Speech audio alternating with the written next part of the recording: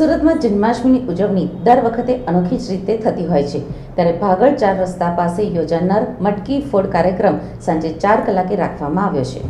મટકી ફોડ કાર્યક્રમનો ડ્રો કરવામાં આવ્યો હતો, જે ડ્રોમાં સુરત શહેરની ભાગળ ખાતેની મુખ્ય મટકી બેડ રોડનું શ્રી યુવક મંડળ દ્વારા ફોડવામાં આવશે, જેઓને 11,000નું રોકડ ઇનામ તથા ટ્રોફી આપવામાં આવશે. આ વર્ષે મહિલાઓ માટે ભાગળ ખાતે વિશેષ 2 મટકી બાંધવામાં આવશે, જેમાં અંબાજી રોડનું જય ભવાની સ્પોર્ટ્સ ક્લબનું મહિલા મંડળ મટકી ફોડશે, તેમજ રુદરપુરા ખારવા વાડનું આર્કેડ સ્પોર્ટ્સ ક્લબનું મહિલા મંડળ મટકી ફોડશે. શહેર ગોવિંદા ઉત્સવ સમિતિના પ્રમુખ ગણેશભાઈ પી સાવંતે કહ્યું કે આ વર્ષે ભાગળ ખાતે મહિલા મંડળ દ્વારા 2 મટકી ફોડવામાં આવશે, જેઓને પણ 11,000નું રોકડ ઇનામ તેમજ ટ્રોફી આપવામાં આવશે. આ વર્ષે 25 વર્ષ જૂના ગોવિંદા મંડળ માટેની ભાગળ ખાતે મટકી બાંધવામાં આવી છે, જેમાં ડ્રો કરવામાં આવ્યો હતો. એમાં અડાજણનું શ્રી સિદ્ધિ સ્પોર્ટ્સ ક્લબનું નામ ખુલ્યું હતું, જેઓ પણ મટકી ફોડશે, જેઓને 11,000 રૂપિયાનું રોકડ ઇનામ તથા ટ્રોફી આપવામાં આવશે, તેમજ બાકીના મંડળ જે સુરત શહેરની મુખ્ય મટકીને સલામી મારવા આવશે, તેઓના મંડળનું સ્વાગત કરી આશ્વાસન, ઇનામ તથા ટ્રોફી આપવામાં આવશે. યુથ ફોર ગુજરાત દ્વારા સંજયનગર ચોક લિંબાયત ખાતે મટકીને સલામી આપવા 11 મંડળો હાજર રહેશે અને મટકી ફોડવા 10 મંડળો ભાગ લીધો છે. એમ કુલ 21 ગોવિંદા મંડળો લિંબાયત ખાતે ભાગ લેનાર છે અને 2 મહિલા મંડળે ભાગ લીધો છે.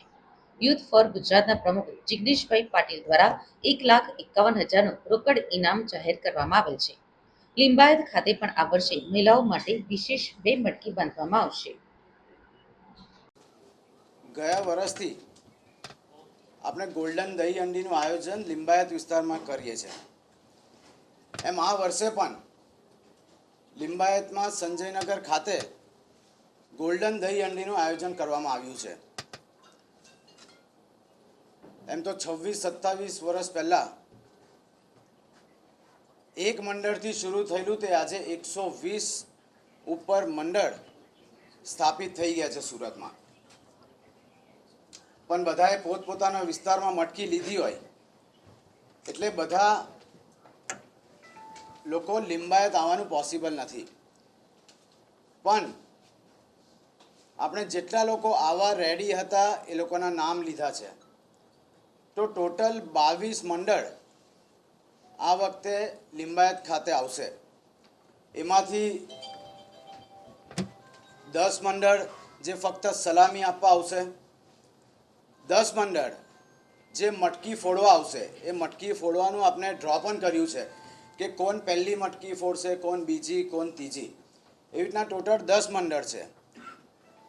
એ લોકો જે છોકરાઓનું ગ્રુપ છે, જે મંડળ છે, એ લોકોની મટકી ફોડવાની ઊંચાઈ જે આપણે 35 ફૂટ રાખી છે અને એનું ઇનામ પણ 1,51,000 આપણે નક્કી કર્યું છે.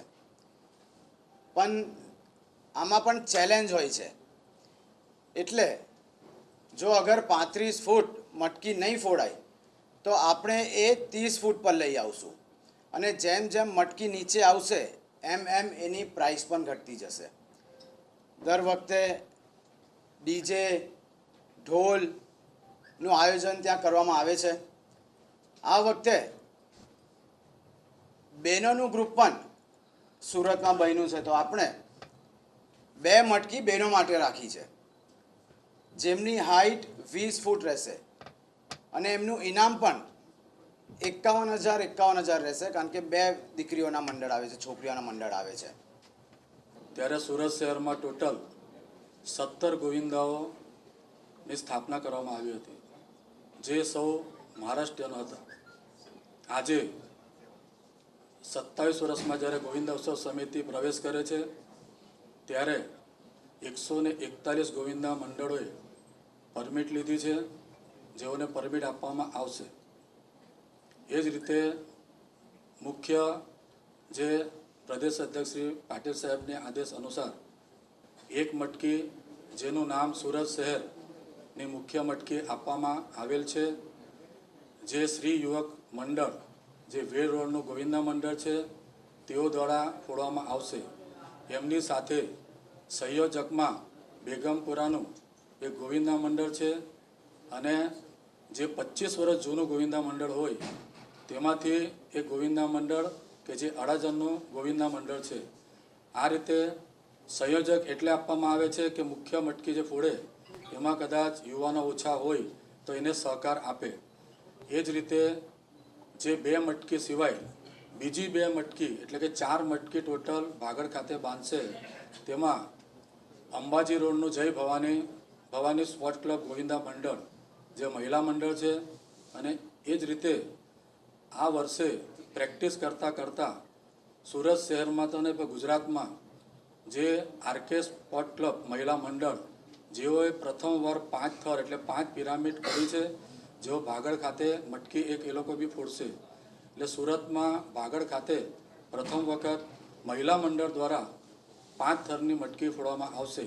અત્યાર સુધી દરેક ગોવિંદાઓ જે મહિલાઓ છે એ 4 થર એટલે 4 પિરામિડ કરીને જ મટકી ફોડવામાં આવી છે. તો પ્રથમ વખત ભાગળ ખાતે 5 પિરામિડ કરીને મહિલાઓ મટકી ફોડવામાં આવશે, જેમનું નામ આરકે સ્પોર્ટ ક્લબ મહિલા મંડળ છે, જે રુદ્રપુરાનું ગોવિંદા મંડળ